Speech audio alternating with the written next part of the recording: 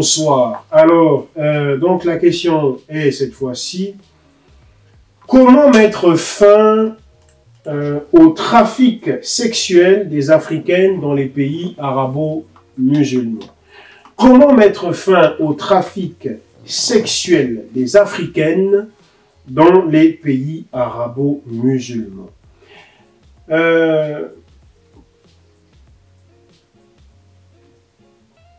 Il y a depuis peu, je crois que c'est la Ligue africaine de défense, la Ligue de défense africaine noire, je ne sais pas, je crois qu'en sigle ça doit s'appeler la LDNA, au sein de laquelle on va trouver monsieur Egouti Béhanzin,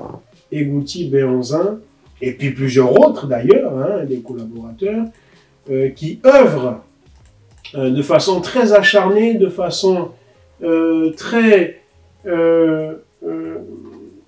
impliquée par rapport à ce problème. Parce que de tous les problèmes auxquels sont confrontés les afro-descendants, il y a aujourd'hui un des problèmes graves et on ne peut plus tolérable. Ce n'est pas le seul problème qui n'est pas tolérable. Il y en a bien d'autres. Mais entre autres, il y a celui-ci qui est le trafic sexuel donc de femmes africaines, de femmes afro-descendantes dans les pays arabo-musulmans, hein, par les Arabes, que ce soit au Liban, que ce soit en Arabie Saoudite, que ce soit au Koweït, que ce soit au Bahreïn, et j'en passe, et peut-être au Qatar, je ne sais pas trop.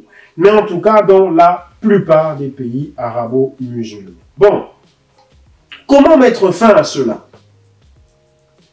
Eh bien, je ne pense pas que c'est par des prières à Jésus que nous pouvons... Vous savez, la foi chrétienne ne vient pas pour faire de nous des idiots ou des crétins. Hein. Justement, il y en a beaucoup qui font le jeu de mots, qui disent crétin ou chrétien, vous voyez. Et la foi chrétienne ne vient pas pour nous faire croire que tout se résoudra par la prière dans le nom de Jésus. Non, il y a des choses pour lesquelles le Seigneur nous a dotés d'un cerveau, nous a dotés d'une intelligence, de façon que nous posions des actions, de façon que nous menions des actions, de façon que nous apportions des solutions à certains de nos problèmes. Illustration, si j'ai envie de prendre un verre d'eau, Dieu a donné à mon corps la santé et la capacité motrice de lever mon bras, de prendre une bouteille, de servir, ou le robinet, j'en sais rien, de servir dans un verre, et ensuite de porter le verre à ma bouche.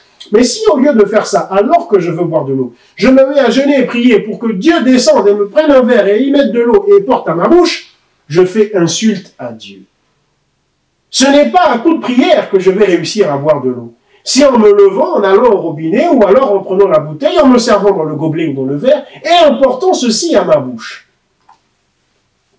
C'est pareil. Il y a certains problèmes ici sur Terre qui ne se résoudront pas à coup de prière, à coup de salam alek ou à coup de que sais-je encore.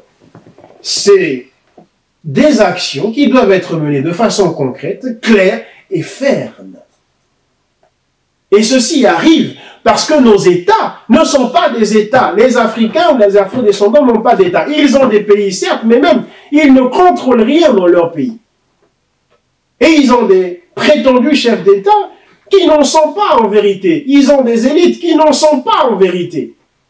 Qui prêtent serment sur une constitution où il est question de défendre et protéger leurs concitoyens, mais qui ne le font pas du tout.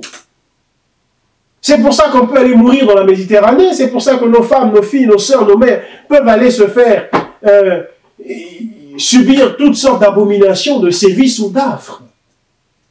Donc comment faire? C'est de demander à nos autorités de se pencher sur ces questions-là.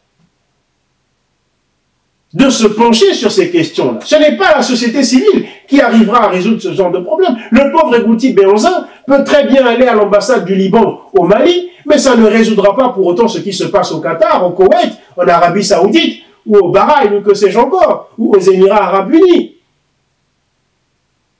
C'est donc à nos dirigeants de devoir régler ce problème, parce que c'est pour ça, normalement, qu'ils sont dirigeants. Demeurez bénis, Shalom.